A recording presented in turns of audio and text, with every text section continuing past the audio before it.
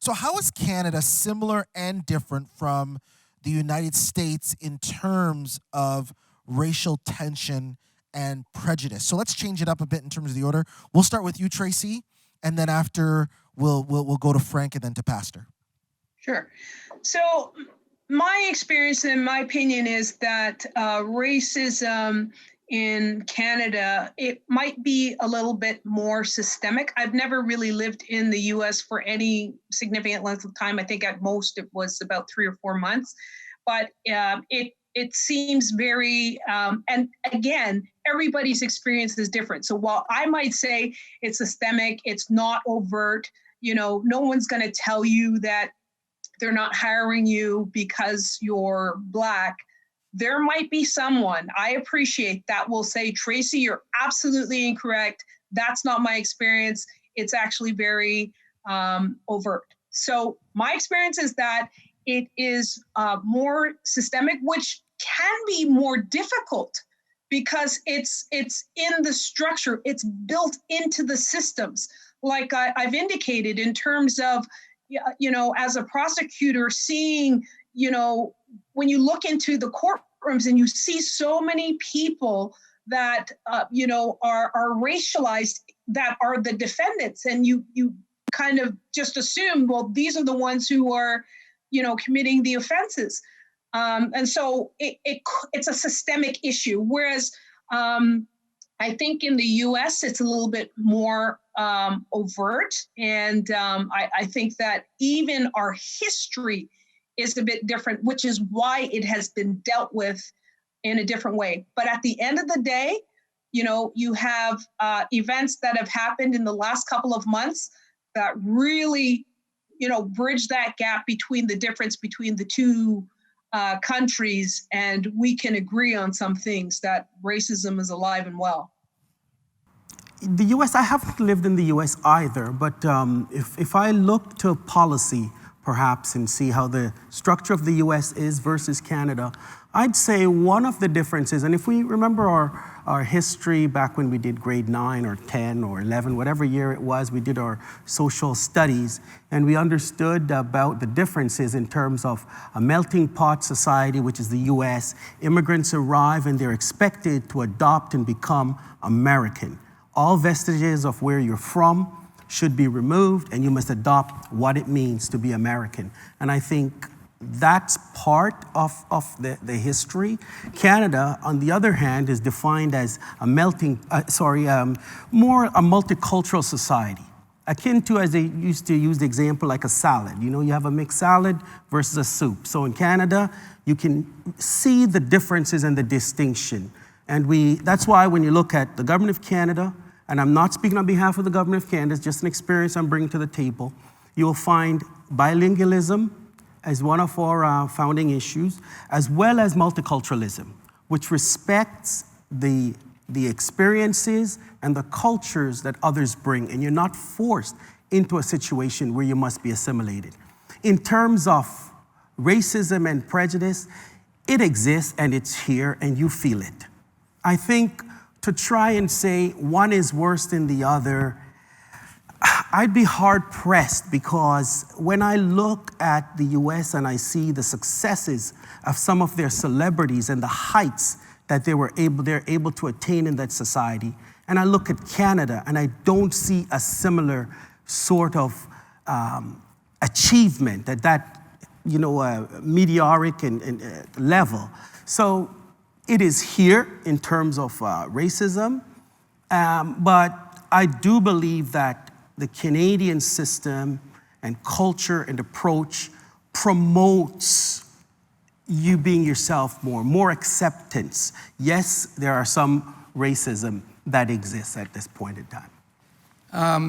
For me, in dealing with the question, as we look at different or similar, is racism and prejudices different in Canada than in the United States?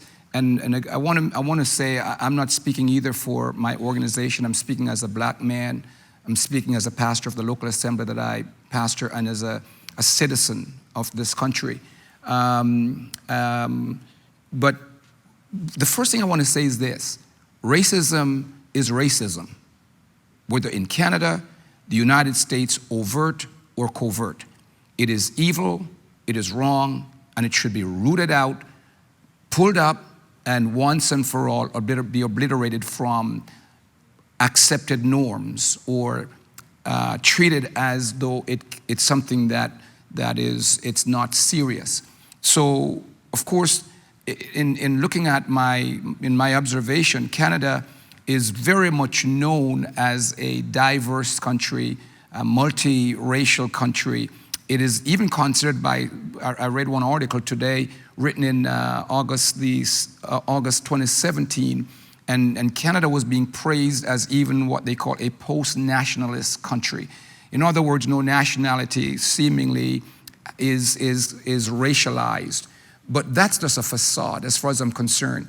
Back in history, Canada, just like they had indigenous peoples trapped, they had black African slaves trapped also. And we may not look at that, but one of the reasons why Canada was not very engaged in black oppression, slavery, and racial abuse as overtly as was known in the States is because the climatic conditions did not allow for them to employ the service of those slaves, and so they were shipped off. And so when we look at racism, whether it's different in Canada than in the United States, I think it's a matter of saying, how would you like your tea, hot or cold? But it's the same tea. Or how would you like your poison, hot or cold? But it's still the same poison. It's achieving the same evil ends. It's subjugating, it's oppressive, it's demeaning. It promotes injustice. And so my first answer to this is racism, it's ugly, and it must be dealt with. On the other hand, I want to say also, and I'll say like Frank said, I won't repeat some of your answers, but I do believe Tracey gave a very articulate answer as it relates to systemic racism, so I'm not going to necessarily go there. But one of the things that I wanted us to notice is the fact that there's still a difference. The coexistence is not as sharp as I've noticed in the States. The distinctions, I should say, to coexistence is not as sharp as in the States.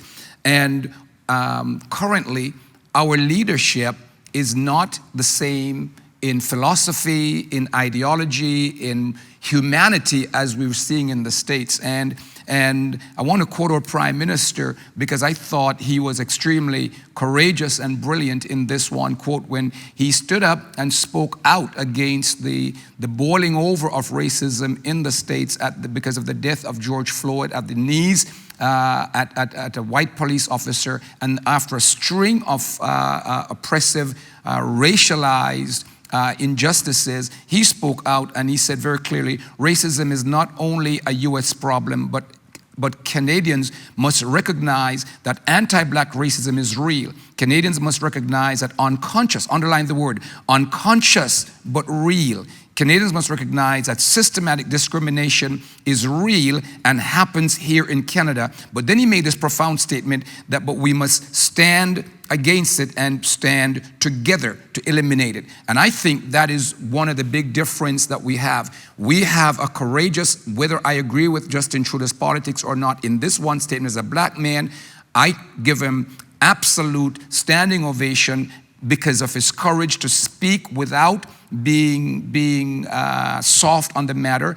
And so what I would like to say is this: he identified the problem and he identified what I would consider a solution in the long term. The problem, racism; the solution, togetherness. And what I'm saying is we are now having this conversation because between the identification of the problem and arriving at the solution, we've got a lot of work to do, including ensuring that our politicians are holding themselves accountable, having the political will to enact policies and act out on these things. Not only our politicians, but the fact that our laws and justice system is absolutely revised as it relates to sensitivities to other race and the use of force, and also we need to address that in our churches also to ensure that we are passing on Christian values that will be able to deal with these matters in a way that will facilitate better reconciliation and togetherness as we go forward. So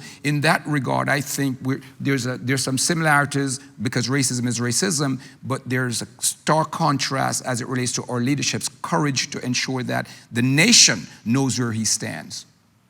Thank you so much, everyone. Sorry, Dean. Yep, go ahead, Tracey. Sorry, I just wanted to add to what Pastor said about what Prime Minister Trudeau said. One thing that I think is so key to what he said is he acknowledged that Black Canadians and racialized Canadians, that we face discrimination as a lived reality every day. And I think that is so important that his acknowledgement, it helps with my healing. Right? Because he's acknowledging that I might have some pain. And I think that is very, very key. And it's a definite, distinct difference to our neighbors to the south.